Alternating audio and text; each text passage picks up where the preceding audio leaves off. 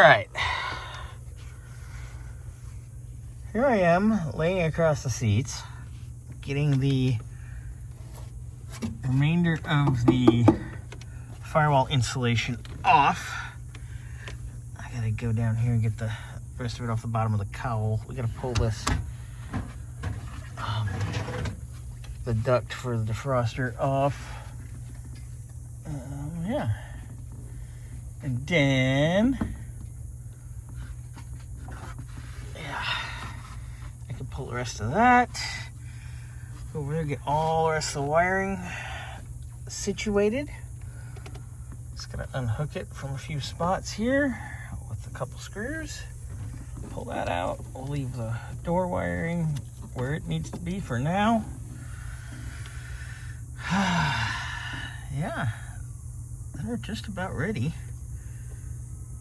for the pressure washer on the other side.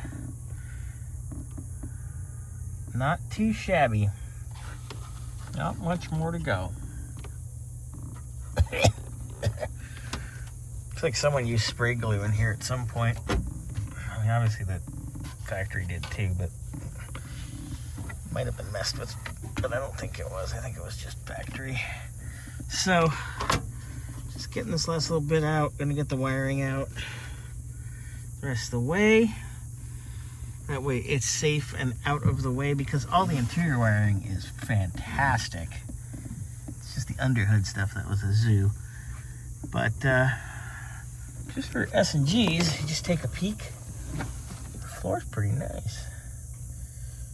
But yeah, this carpet, it's like 4 different colors. That's definitely put it on the list to replace. Bill, please shoot me a text after you see this and all the other videos. Thanks, man. All right, we'll be back and we'll have the wiring up and out of the way. We'll have the vent out. Everything will be ready in here. And then Xander will be cleaning the engine bay.